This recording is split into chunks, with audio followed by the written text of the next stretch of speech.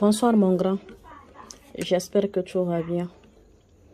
Et je vais commencer par te remercier de nous avoir écoutés et surtout de vouloir nous aider pour notre problème qu'on t'a déjà expliqué en inbox.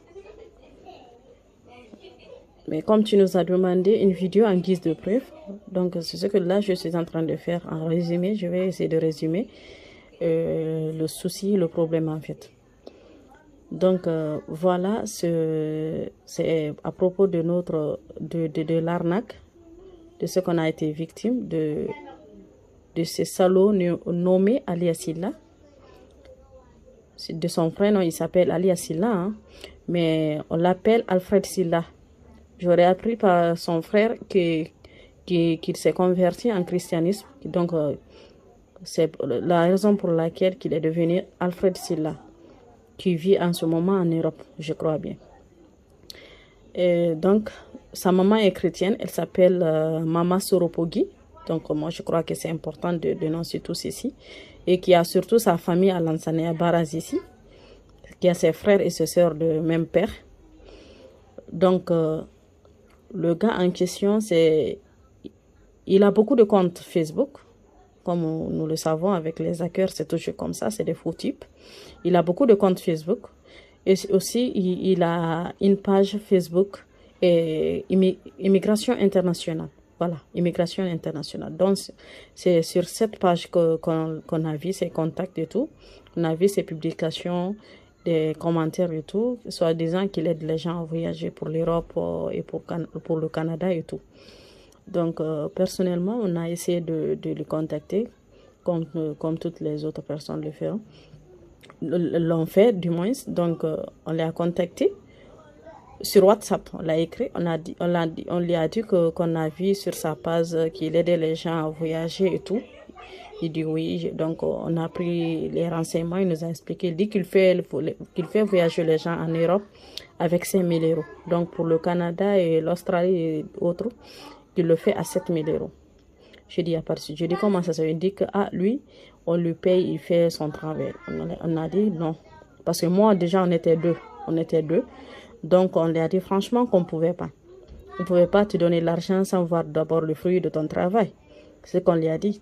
Je l'ai dit donc, il me dit quand même qu'il ne peut pas aussi procéder, comme on appelle, au travail sans avoir quelque chose avec quoi commencer pour le traitement des dossiers. J'ai dit, il n'y a pas de souci. Pour le traitement des dossiers, là, on va, parce que je sais, dans toutes les agences, c'est toujours comme ça. Quand tu viens, on te demande d'abord un peu d'argent pour le traitement des dossiers. Donc, je me suis dit, là, c'est normal. Donc, on était deux. Il nous a demandé une somme de 1500 pour nous deux. Donc, si le visa sortait, ça allait rester. Il nous avait laissé à 11 000. Ça allait rester 11 000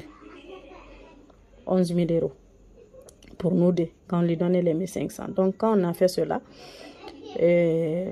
malheureusement pour nous, c'est comme ça. On l'a envoyé, on suivait les procédures, on attendait. Il nous a dit qu'il allait nous faire voyager dans 3 semaines. Elle a dit, il n'y a pas de souci, on l'écoutait.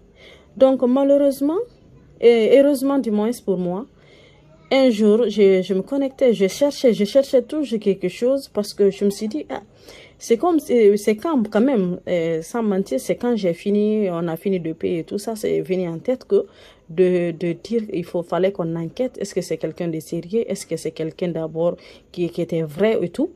Donc, c'est en ce moment, c'est venu dans ma tête de fouiller, jusqu'à ce que je tombe sur un autre jeune qui est en train de publier ses photos, ses images, ses vidéos, des preuves, ses numéros et tout, soit disant que c'était un arnaqueur, qu'on le cherchait, qu'il a fait ceci, cela. Donc, le gars en question même qui a publié, qu'il avait même fait la prison à cause de ce Taliasid-là, à cause d'une grande somme d'argent.